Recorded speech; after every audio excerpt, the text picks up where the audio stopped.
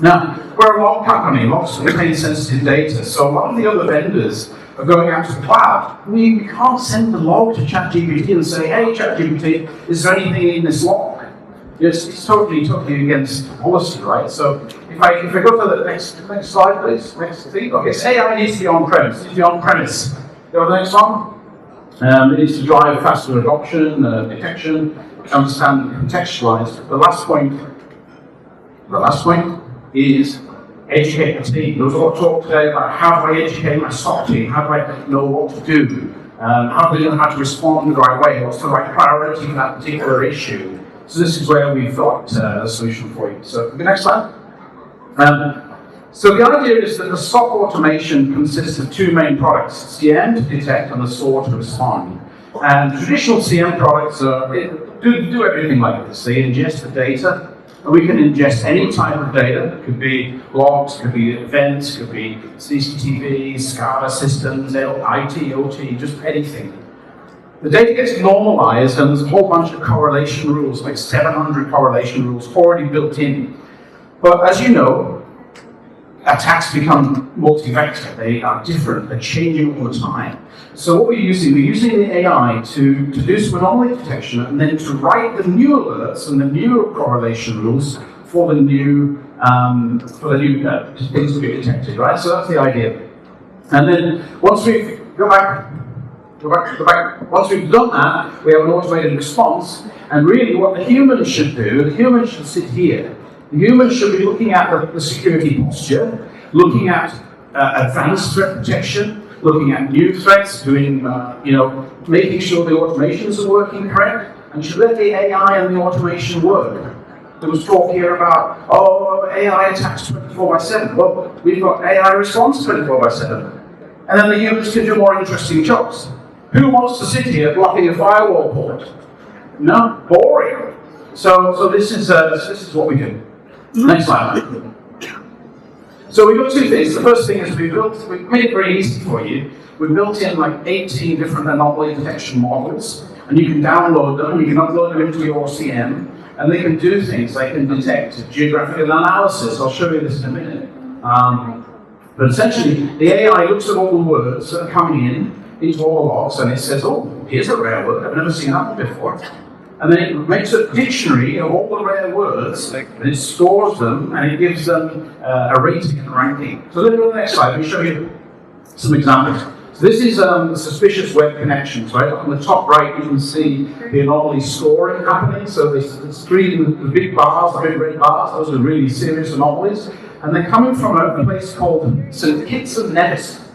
If you can read that. St. Kitts and Nevis is a place in the Caribbean. We don't operate in the Caribbean. So this is suspicious. Could be somebody using a VPN, could be somebody that's suspicious out there, so we need to do some investigation, right? Look at the next one. Next slide. So this is SQL injection. Who wants to read this? Who can read that? Who can see an SQL injection in that log? I can't, but AI can. And this is the idea. Okay, next slide. So that's anomaly detection. So what we've done, this little box here, we found this little box, and the good news is, it's here, it's on-prem. The bad news is you can't have it, because one of my customers told me in Makati, he said, could you bring this box? We're about to hire an L1 analyst, but I want to try your AI first. And so he's got like 300 gig of data already in his CM, and we're going to deliver it to him tomorrow. But essentially, it's just a little gaming PC, it's nothing special. If you have your own AI technology or your own NVIDIA GPU cards, you can use that as well. But it's being tested alongside a number of different source models. We're using the OpenAI GPU open source 20 billion. Our models be about 9 billion, so it's got plenty of room for growth. It's 57 tokens a second, if anybody understands that in the AI world. But essentially, it's good for about 5 conversations simultaneously a second, right? So you can ask it things. You can say, tell me what's in this log, tell me about this threat. And I'll show you some examples in a minute. Low power consumption, low cost. Next slide. So, use cases. Next one. Okay, so really the flow starts like this. Inside our CM, first of all, you get a correlation matrix. And this is a pre-built dashboard once you install the product, you get this stuff. So here's the rules-based correlations that are happening. So these are the level of seriousness. So you might find things like SQL injection attempt, or a shell shock attack, or a log4j, or something like that. So let's just walk through a few of these. So go on the next slide. So here's a shell shock attack, right? And this is the log for the shell shock attack. And you can use the assistant and you press the button, detect the threat. Tell me if there's a threat in this log. And it'll start to write and type up this stuff. It types in your language, Tagalog. I'm not sure if Tagalog English, but it'll do Tagalog. But we've had it happening in Thai and Vietnamese and Bahasa and all sorts of things. Next slide. So this is another weird sort of log. Get bogus version. Anybody had a bogus version before in the CentOS Linux? No? Okay. Let's just have a look at what it is. So, carry the next slide. So, have a look at the log entry. If you press the next slide as well, just blow it up a bit. Okay. You can see it actually gives you a remediation response. What should I do about this get bogus version? And it gives you some steps here for your analysts to take. So this is where the guys are saying, how quickly you respond, how do we respond? How do we hire new cybersecurity engineers quickly? Well, guess what? There's one here. And it's been trained on how to understand every cybersecurity incident in the market, right? Next slide. So, we've got priority. It's actually prioritized. So, bogus version is not really that important. It's P3. You can respond to it in 4 hours. And here's why I think you can respond to it in 4 hours. Is because the attack surface is low, the privilege level is low, and so it gives you analysis. It gives you a good idea of what the reasoning why and behind it. Next slide. It can help you extract metadata. How many people know how to extract metadata? How many people know how to write JSON code? I mean, that's crazy, right? If you can get the AI to do that, even easier. Extract the IPs, send it to SOAR, do some analysis, etc. Next slide. The key thing is it can create a new alert. So as I said earlier, you've got 700 alerts in the system already. If AI can create a new alert, then we don't have to look at it again. And so the more and more new alerts and new threats and new playbooks that we can create using AI, the less that you have to look at in the future. Okay, next slide. Okay, and you can even write a regular expression. Who knows about the regular expressions? Every cybersecurity engineer should, but this is a language, a cybersecurity language, which can then be used and cut and paste into other tools. Okay, carry on. And you can create your own prompts. It comes with a whole standard list of prompts, like detecting threats and extracting IOCs and looking at priority and so on. But you can just press the edit button and you can edit your own prompts. So we're going to do that with a customer we're going to send it to tomorrow. Get him to do some prompts of his own. Okay, next slide. Now the next question we always ask is, okay, you've trained this lovely AI to be understanding what's happening now in the market, understanding the threats that are existing. What about new threats? If you've got your humans not doing reactive stuff, but doing proactive stuff, and they find they do some cyber analysis around the world and threat intelligence databases, and they find, hey, there's a new type of malware coming, guys. How can you teach the model what to do? Well, you can. So you basically upload PDFs into the model and say, go and have a look at that PDF and tell me if there's any threats inside of that. So you go to the next slide. And it's found that there's a new type of SQL injection, there's a new type of brute force login, path traversal, command injection, malicious file run inside that document. So it can actually search the documents for you and give you an analysis. Next slide. And then you can say, based on this new threat, go back into my logs and tell me if I've actually already had it. So you can go and correlate backwards after you've taught it the new stuff. Right? And here's a nice one for you. Go to the next slide. This is one of the government agencies. We work with the NCSA in a certain country. One of the government agencies came to us with a document called Minimum Cybersecurity Standards for Public Institutions. Does anybody have this document?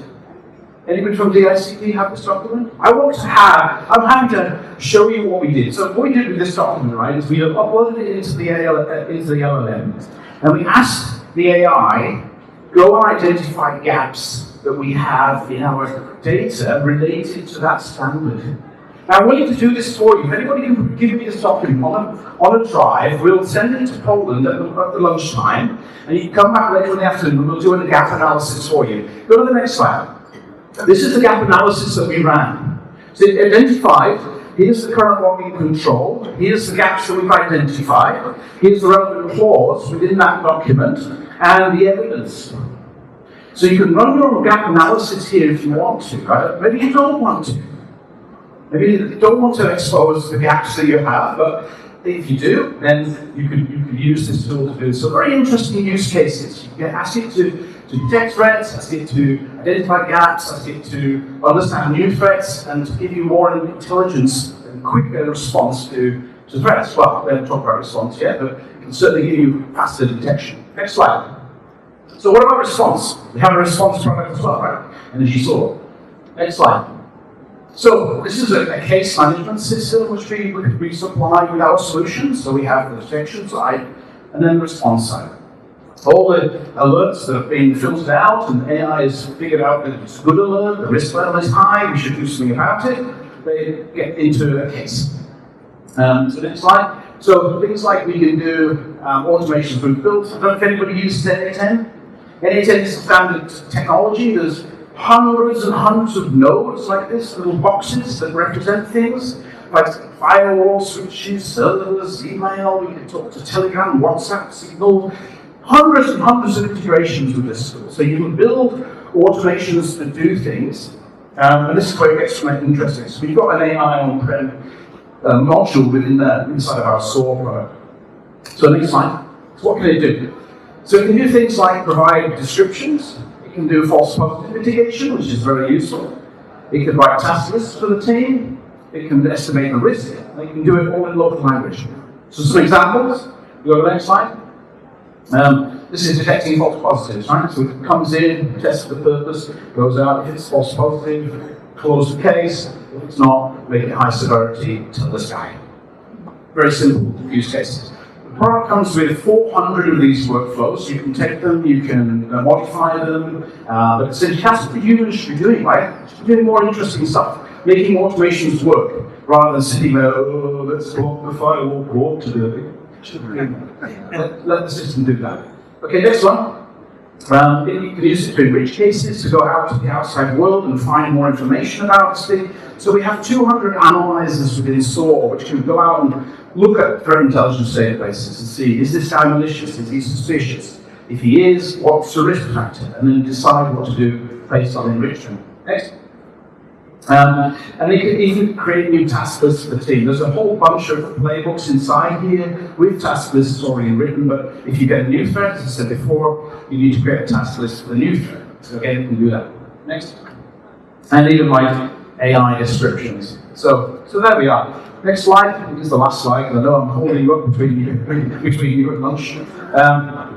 So I really think the future is on-premise cybersecurity, and this is why we have a box. This is why everything we do is on-prem. We don't need the cloud. We've pre-trained it because your box is too sensitive. So if anybody wants to try this solution, we're happy to have a demos. We've got our partner Gafura, who's our distributor here. We're going to be doing cybersecurity for 10 years. We've got Bartek from the Polish government who kindly invited us to share with the Filipino government. So we're more than happy to share with you some demos and show you the product.